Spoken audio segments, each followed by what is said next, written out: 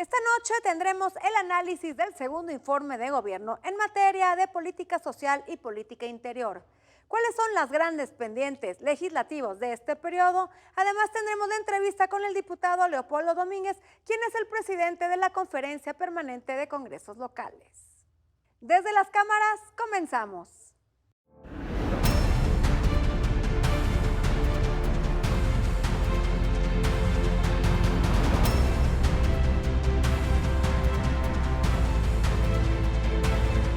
Esta semana se llevó a cabo el análisis en política social y política interior del segundo informe de gobierno del presidente Andrés Manuel López Obrador. Tras la entrega del segundo informe de gobierno del presidente Andrés Manuel López Obrador, se llevó a cabo en el Congreso de la Unión el análisis pertinente. En materia de política interior, los senadores de la República emitieron su posicionamiento al respecto.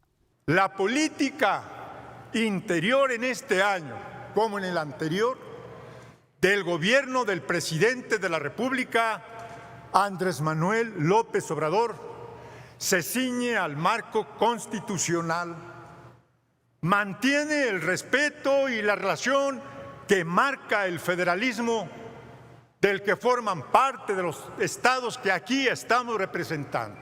¿Cuál es la política interior en un gobierno que usó la democracia para llegar al poder, pero desde el primer día no ha cesado en su propósito de desmantelarla, de debilitarla, de golpearla y de exterminarla? La política interior del actual gobierno es la política de la confrontación. Mientras tanto, en San Lázaro, analizaron la política social. Es evidente que México se está transformando, que vamos por el camino correcto, al poner en el centro de las políticas públicas a las mexicanas y mexicanos más vulnerables. Ejemplo de ello es la reforma al artículo 4 constitucional, con la cual los programas sociales se transformaron en derechos. Este gobierno le ha dado la espalda a los campesinos y a los ganaderos. También decidieron acabar con el turismo, que solía ser la tercera fuente de ingresos por divisas de este país. Actualmente se dan oportunidades a aquellos jóvenes que de manera discriminatoria se les denominaba ninis. Creamos un ambicioso programa de becas para que los estudiantes terminen sus estudios y no sean reclutados por el crimen organizado. Otorgamos apoyos para adultos mayores, madres solteras, personas con discapacidad e indígenas. Desde las cámaras, Claudia Ivette García. Sobre la ley de ingresos, Alicia Salgado nos tiene su análisis objetivo y puntual. ¿Cómo estás? Qué gusto de saludarte. Hoy ya tenemos finalmente el paquete económico del 2021, conocemos a detalle la carátula del presupuesto y también la propuesta de gasto público y de ley de ingresos. Con ello te das cuenta de que más o menos el gobierno mexicano estima recaudar alrededor del 20% del Producto Interno Bruto en diversos ingresos, no solamente impuestos, sino también derechos y aprovechamientos. Y por el otro lado, ha planteado un gasto público, incluyendo el pago de deuda, cercano a 22.7% del Producto Interno Bruto. En consecuencia, tiene un déficit que se traducirá en deuda, a menos que suban los ingresos. Pero el presidente no propuso un incremento de impuestos, al menos de las tasas conocidas, como el impuesto sobre la renta o el impuesto al valor agregado, por ejemplo. Sin embargo, se están trabajando en diversas iniciativas en las diferentes comisiones, tanto de diputados como senadores, para subir el impuesto especial sobre producción y servicios, no solamente conforme a la inflación, esto es actualizarlo, como hacen en el caso de los energéticos, sino también subiéndolo un poco más con aquello de la satanización de alimentos y bebidas, o cigarros, o cervezas, etcétera. Dejemos este punto aparte. El otro elemento con el cual pretenden subir impuestos es utilizando el Código Fiscal de la Federación y cerrando lo que ellos han denominado brechas de evasión fiscal. Solo que algunas de ellas rayan en, ¿qué te puedo decir, Adriana? En algo así como la ruptura de la privacidad, violan la privacidad. En algún momento dicen que si llega un visitador a tu casa y te entrega una notificación, por ejemplo, creo que es el artículo 46, te puede poner el aviso de notificación y si tú lo recibes, puede pedir entrar y tomar video de tu casa y tomar fotos de tu casa y tomar fotos de lo que tienes dentro de tu casa, suponiendo que ese es tu domicilio fiscal, ¿de acuerdo? No eres una persona física, eres una persona física y a lo mejor ahí tienes tu casa. Ellos argumentan o se argumenta que esto es porque muchas veces dan domicilios falsos, pero yo creo que las presunciones deben corroborarse antes de violar la privacidad. Porque además en un país donde hay inseguridad y donde tenemos tanta desconfianza, pues es muy fácil, aunque la autoridad fiscal tenga la obligación de la secrecía, pues mira, simplemente en el código, en esta ocasión están eliminando 7 causas de secrecía fiscal cuando la pide el Ministerio Público y cuando la pide también un juez. Está bien, digamos que México requiere de que se cobren bien los impuestos, pero no al grado de romper derechos humanos. ¿O tú lo crees, Adriana? Yo pongo este tema bajo la lupa desde las cámaras. Gracias, Alicia. Y ahora vamos con la entrevista que realizó nuestro compañero Víctor Sánchez Baños. La educación superior está bajo debate legislativo. Senadores, donde destacan algunos rectores de universidades, analizan el mejoramiento del marco legal de esas instituciones. ¿Cuáles deben ser los objetivos sociales, de calidad, las becas a estudiantes de bajos recursos y la autonomía de cátedra? De esto vamos a platicar con el senador Rubén Rocha Moya, presidente de la Comisión de Educación de la Cámara Alta. Acabo de clausurar un foro sobre Parlamento abierto, vamos a tener otro el viernes. Vamos a darnos la semana entrante para efecto de procesar todas estas aportaciones que son muy interesantes. Fíjate, seguramente que las vamos a incorporar muchas cosas. Queremos que el Parlamento abierto realmente sea eso, es decir, la búsqueda de mejorar lo que internamente hacemos los legisladores. Y este va a ser el caso. Hay opiniones muy importantes, las vamos a incorporar. Vamos a darnos la próxima semana para afinar, perfeccionar la iniciativa y seguramente iremos hasta la siguiente semana al dictamen. Bueno, ¿qué tiene la ley? ¿Qué contiene? Bueno, en principio es una ley que pretende garantizar el ejercicio del derecho a la educación superior de las mexicanas y los mexicanos.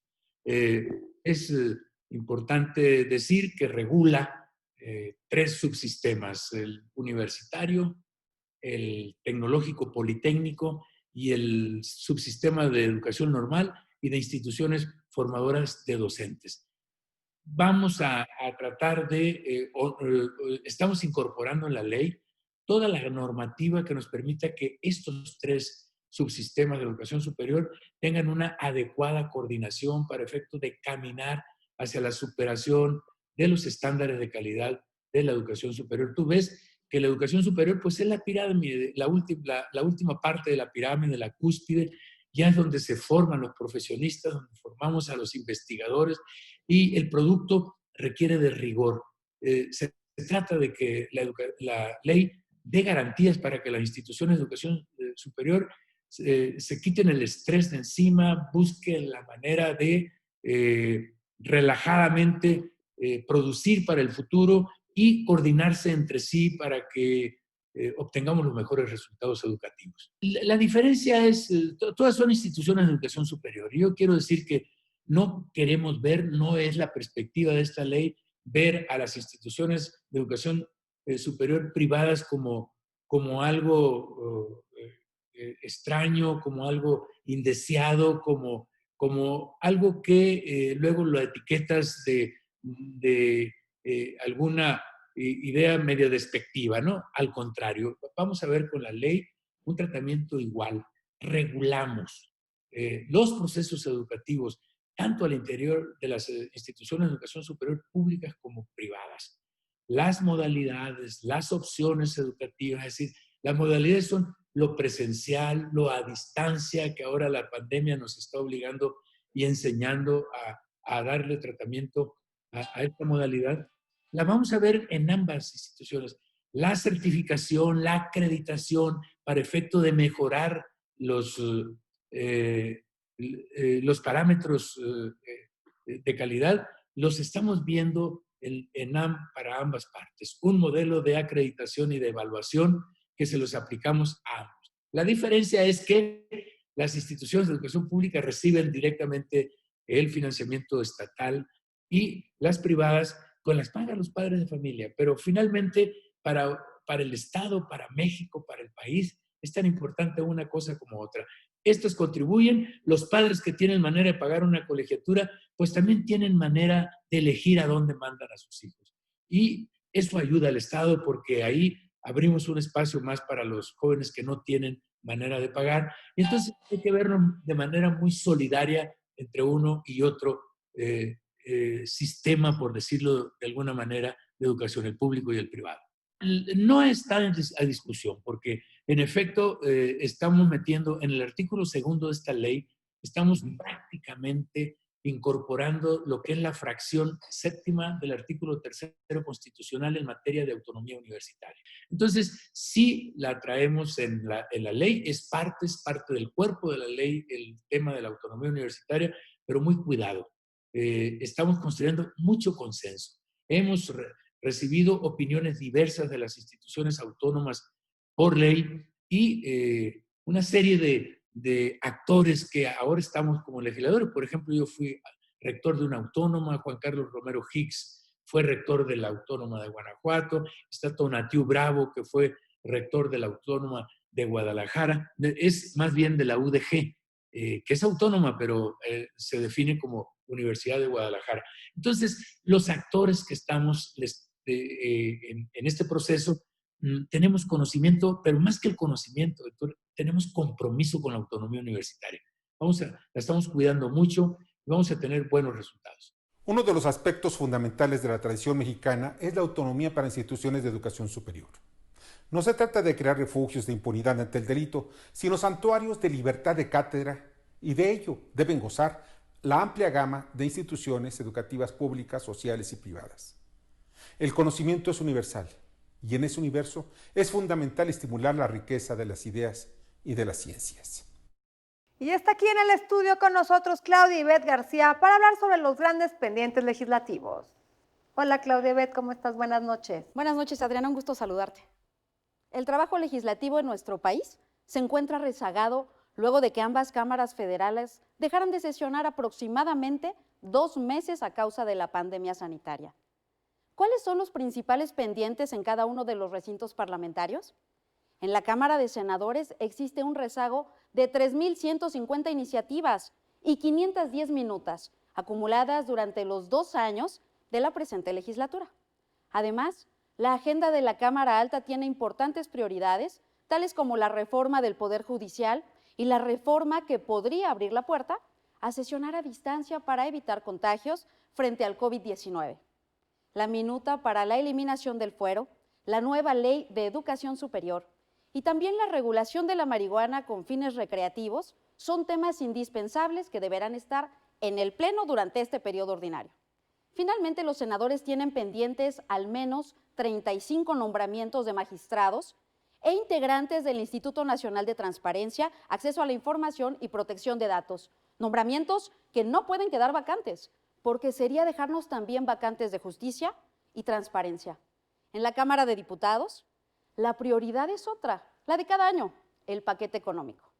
Además, en la Cámara Baja se deberán resolver la eliminación del fuero y las acciones puntuales para hacer frente a la pandemia y reactivar la economía. Resulta indispensable que los rezagos de ambas cámaras sean abordados por nuestros legisladores basados en el principio de parlamento abierto. La sociedad mexicana tiene derecho a expresar y hacer valer su opinión y punto de vista. La transparencia en los procesos legislativos depende de una sociedad participativa, involucrada en los procesos democráticos de su país, Adriana. Así es, Claudia, y desafortunadamente también este año se atraviesa un proceso electoral, así que exigimos a los legisladores se pongan a legislar. Muchas gracias por estar con nosotros. Gracias, Claudia. Adriana. Y no se vaya porque al regresar hablaremos con el diputado Leopoldo Domínguez, quien es el presidente de la Conferencia Permanente de Congresos Locales, COPECOL. Vamos a hablar sobre el convenio de colaboración que se firmó con la Asociación de Presidentes Municipales. seguimos entregando el 80% al gobierno federal, el 16% a los estados y solamente el 4% a los municipios. Es decir, 4 centavos de cada peso son los que llegan finalmente a los municipios.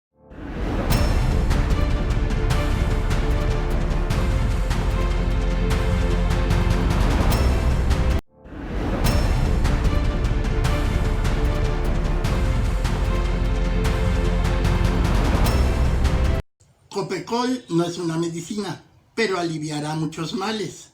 Es la conferencia permanente de los congresos locales. Polo Domínguez González, por Nayarit diputado, médico cirujano y panista, es hoy nuestro invitado. Por eso nos viene a explicar, y lo hace con muy buenos modos, que el país se construye con el esfuerzo de todos. Gracias por permanecer con nosotros y esta noche nos acompaña aquí vía Zoom en el estudio de Desde las Cámaras el diputado Leopoldo Domínguez, quien preside la Conferencia de Congresos Locales Copecol. Vamos a hablar del convenio que se firmó con varias asociaciones de nivel municipal. ¿Qué tal, diputado? ¿Cómo está? Muy bien, muchas gracias. Con el gusto de saludarlos y bueno, a sus órdenes. Gracias por estar con nosotros, diputado. Bueno, pues en estos días supimos que se firmó un convenio con asociaciones de distintos niveles municipales. ¿Nos pudiera platicar de qué se trata este convenio? Con mucho gusto. Copecol desde hace algunos años ha tenido una relación formal con las organizaciones que representan a los municipios en este país. En este caso, con la Confederación Nacional de Municipios de México, la CONAM, y lo que hicimos fue simplemente refrendar un convenio de colaboración que se viene trabajando desde hace algunos años en diferentes temas, específicamente de ámbito municipal. Y el más importante que mencionamos en este refrendo, en esta firma de convenio, es, bueno, básicamente el cómo a través de CONAM, a través de Copecol, estar trabajando de manera paralela en la defensa del federalismo que ha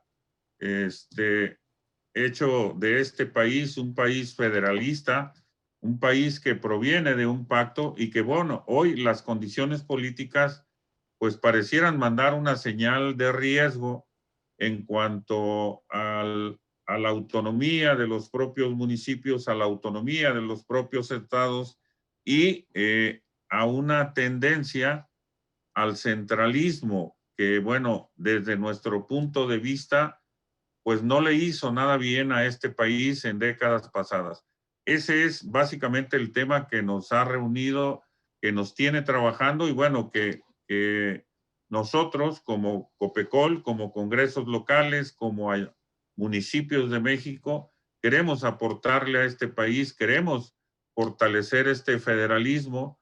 Estamos de acuerdo en que hay que revisar la ley de coordinación fiscal, en que hay que llevar a cabo una nueva convención nacional hacendaria para, de alguna manera, revisar y readecuar los criterios por los que se distribuye el dinero público en este país. Esos son los temas que vienen concentrados en este convenio que se firmó.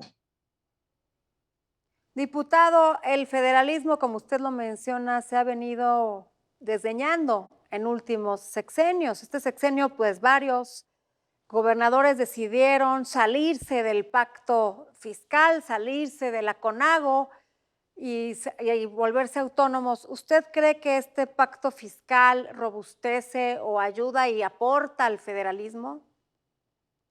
Yo ¿qué diría, si me lo permite, un poco acotar el que se salieran? Creo que no, formalmente no han salido del pacto fiscal. Sí salieron de un organismo creado hace algunos años, no gubernamental, como es la CONAGO, muy parecida a Copecol, pero siguen dentro del pacto fiscal. ¿Qué diría yo?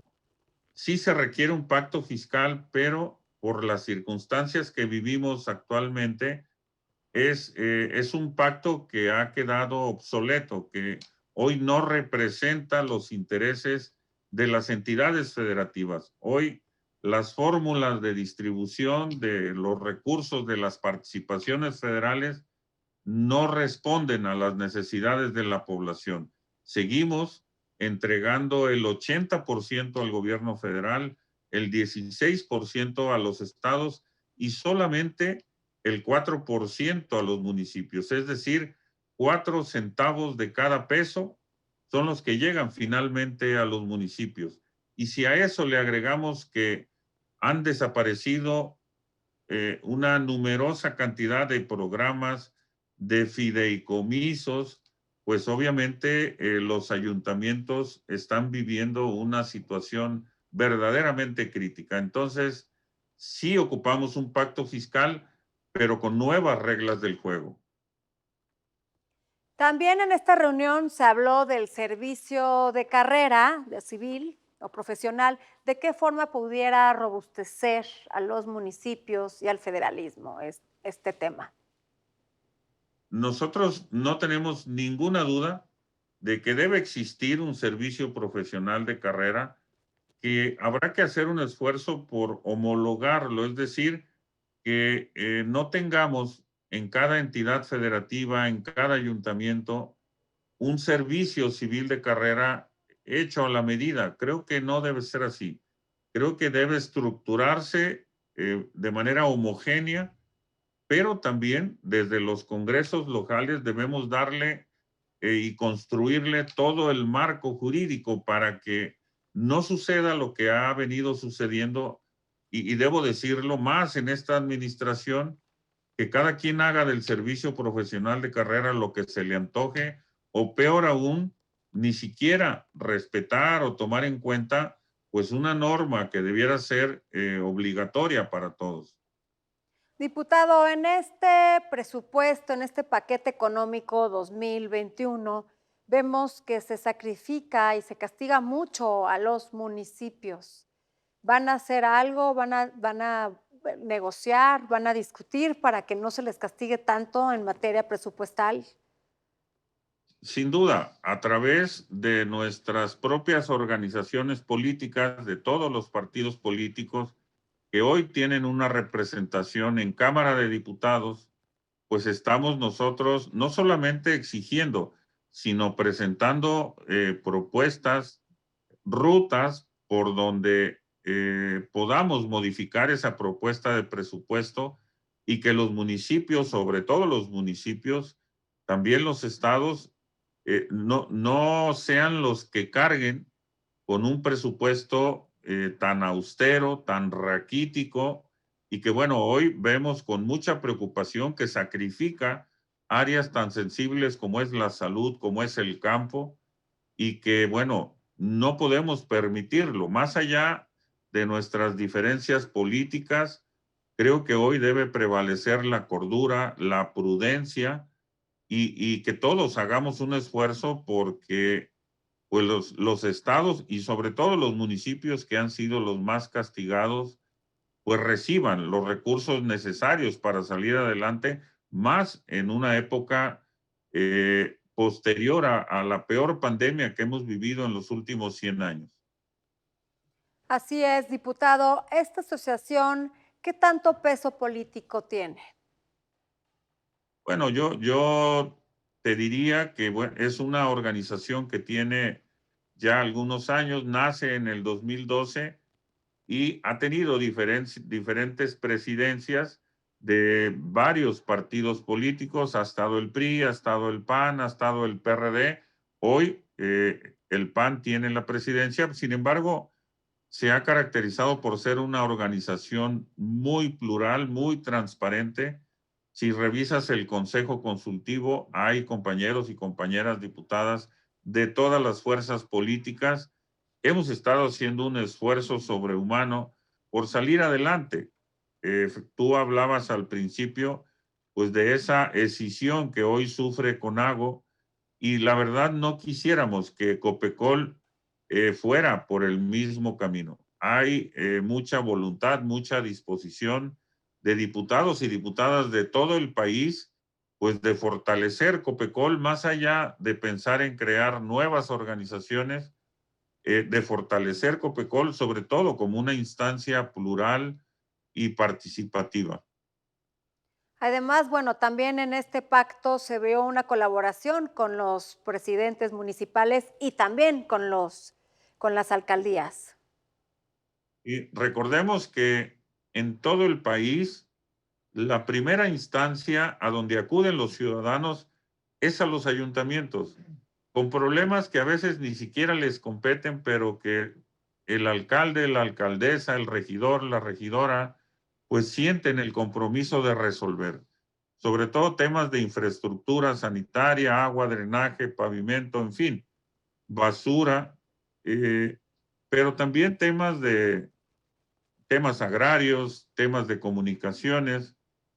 Y yo en lo personal y muchos de mis compañeros en Copecol somos de un espíritu, insisto, federalista.